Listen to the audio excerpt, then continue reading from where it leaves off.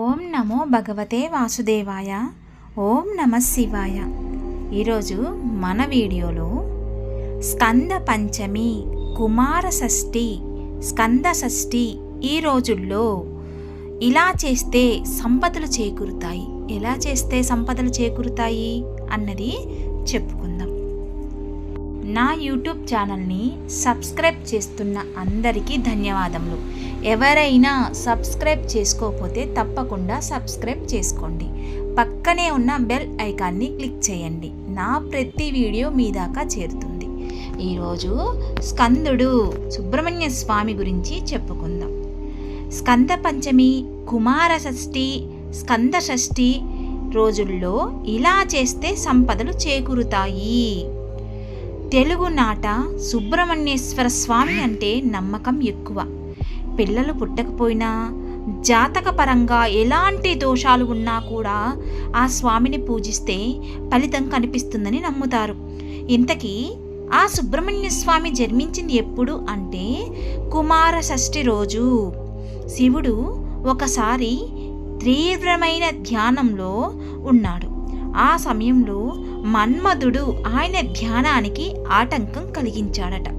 అంతే, మన్మధుడి మీద ఉనికి విపరీతమైన కోపం వచ్చేసింది. వెంటనే తన మూడో కన్ను తెరిచి మన్మధుడిని భస్మం చేసేశాడు. అదే సమయంలో ఆయన నుంచి గొప్ప తేజస్సు బయటికి వచ్చింది.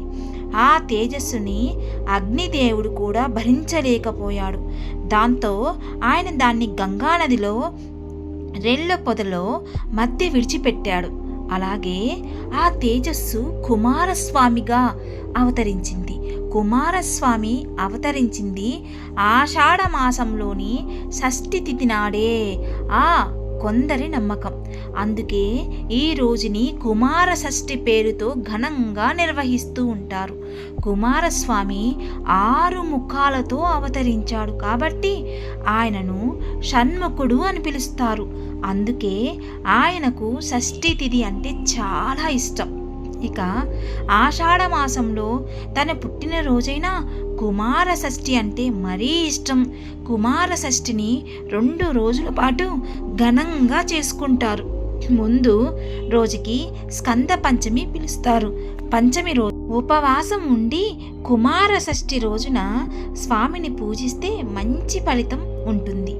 ఈ 2 రోజుల్లో వల్లీ దేవసేన సమేతంగా ఉన్న స్వామి ఆలయానికి వెళ్ళి దర్శించుకుంటే సంతానం కలిగి తీరుతుంది. ఈ రోజుల్లో స్వామికి అభిషేకం చేయించిన సుబ్రహ్మణ్య అష్టకాన్ని చదువుకున్నా కూడా ఆయన అనుగ్రహం లభిస్తుంది.